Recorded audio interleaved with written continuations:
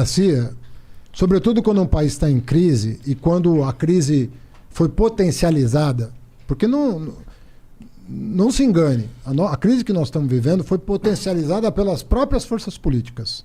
Interessava. A crise que foi gerada foi uma crise que existiu, mas foi uma crise potencializada. Ela não precisava ser do tamanho que...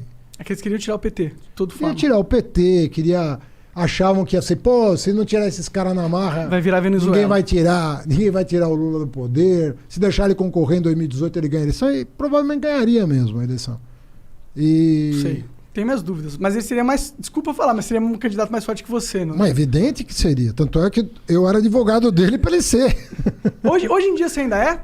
Pra ele ser... Porque agora ele foi inocentado, não? Ele foi, não, pelo menos... O PT tá totalmente unido em torno da figura dele. Mas assim... Tu fica feliz e fala, graças a Deus, não vai ter que ser eu que vou ser o candidato não, dessa cara, vez. eu gostaria muito de ser presidente da República. Você Eu não acha vou que vai? mentir. Não, porque vê bem, você foi prefeito, foi ministro, foi...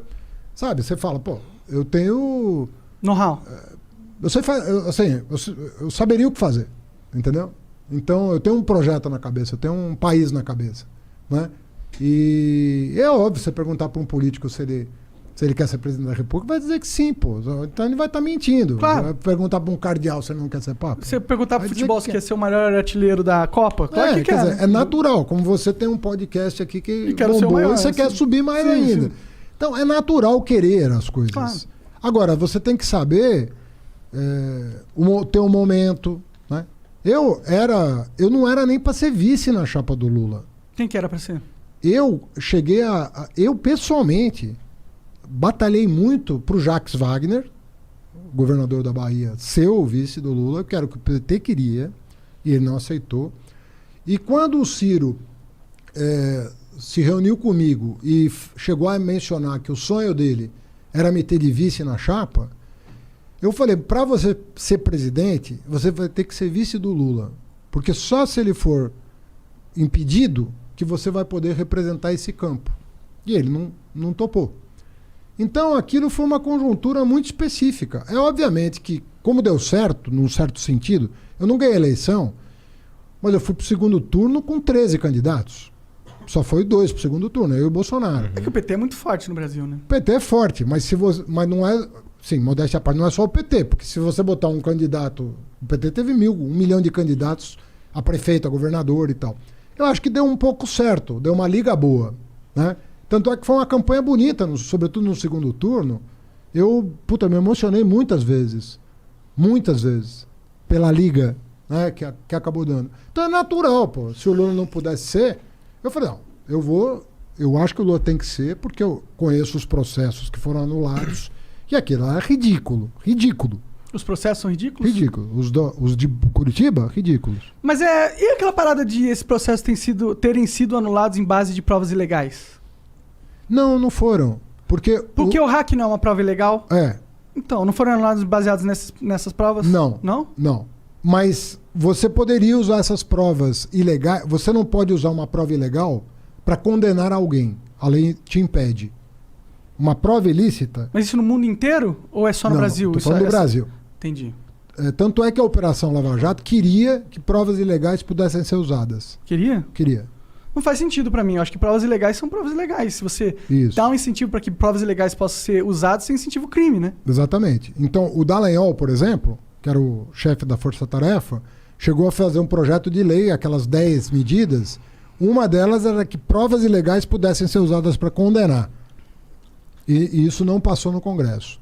Porque o Congresso entende que provas ilegais até podem ser usadas judicialmente, mas em benefício do réu. Ou seja, se você obteve uma prova ilegal, mas está comprovado que aquilo tem veracidade e aquilo inocenta alguém, não faz sentido condenar. Se inocenta. Mas isso é uma interpretação esse lance de poder usar para defender, é uma interpretação do juiz. Made in Brasil, né? Juiz. Porque no mundo inteiro não é assim que se entende. Ou é? Uma prova pode ser usada para absolver, mesmo que... Uma prova ilegal pode ser usada... Lá nos Estados Unidos, se tiver uma prova ilegal, os caras podem usar para absolver? Eu não vou dizer de um país específico que eu não sei, mas eu sei que em vários lugares pode. Entendi. Para absolver pode. Entendi. E em vários lugares para condenar também. Em alguns países para condenar também. Sim. Mas sabe o que me parece? E desculpa, eu sei que você é do PT, o caralho, mas me parece que o STF meio que fez um jogo todo pra conseguir realmente inocentar o Lula pra ele poder virar uma carta nesse novo jogo político. Vamos fazer uma conta, então. Tá. Aceito a provocação.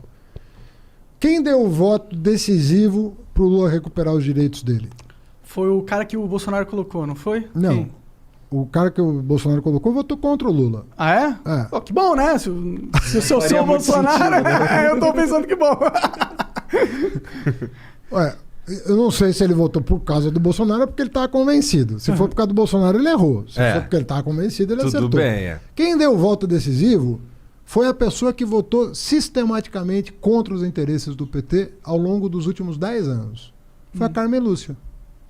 E a pergunta que eu te faço é, por que uma pessoa que votou sistematicamente, e eu não estou dizendo que ela estava errada, eu estou dizendo que como ela votou, um fato. A consciência dela é problema dela. Ela deve ter votado de acordo com a consciência dela. Até prova em contrário, ela votou de acordo com a consciência dela. Por que essa pessoa que votou com a consciência dela contra o PT o tempo todo deu o voto decisivo para o Lula recuperar os direitos políticos? Porque era escancarada a maneira como o Moro se comportou em relação ao Lula. Você não pode grampear o advogado do réu. Você não pode induzir uma testemunha. Você não pode pedir para trocar o procurador porque o procurador não está tendo um bom desempenho. Você não pode fazer isso. Você não pode divulgar uma delação premiada que nem o Ministério Público aceitou, faltando 6 dias para a eleição. Você não pode fazer isso como juiz. Porque se for o teu time de futebol que estiver em campo, você não vai aceitar um juiz se comportar assim. Por que com o Lula você vai aceitar? Não, com certeza. Esse é o lance. Não, eu até nem disputo essa parada, sabe? Mas é que a gente vive no Brasilzão, né? E o Brasilzão é o país das exceções, a gente tá ligado? eu concordo com você que a gente fica muito inseguro no Brasil, assim. Afinal de contas, o que está por trás? A gente fica inseguro no Brasil porque, assim, o que a gente queria? A gente quer uma justiça que diga o seguinte: errou, vai pagar. Não errou, vou inocentar. Mas não é o que a gente tem. A gente tem um crime-compensa máximo aqui no Não é Brasil. o que parece ter. A verdade é que você fica... O Brasil de hoje... Eu falo como cidadão aqui, não estou querendo ofender nem juiz, nem ministro, nada disso. Mas o que eu sinto da parte da sociedade, e é um sentimento que eu tenho também, portanto eu comungo desse mesmo sentimento, é o seguinte: a gente não tem a segurança de que os poderes estão cumprindo os seus deveres na forma da lei. E isso gera uma instabilidade muito grande e uma insegurança muito grande. Por exemplo, você é de esquerda e quer fazer política. Pô, eu sou um cara de esquerda. Eu não sou político. Eu fui. Por que eu digo que eu não sou político? Eu sou político no sentido tradicional. Assim, eu vivo a política. Eu sou um cidadão. Eu exerço a minha cidadania. Nesse sentido, eu sou um político. Todo cara que exerce a sua cidadania ativamente está fazendo política. Mas eu só fui me candidatar com 49 anos de idade.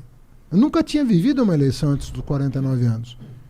É interessante mesmo, é bem velho pra começar uma... Normalmente os caras... Não sacaneia, que porra. Cara, vem aqui na boa. Sabe? Puta que...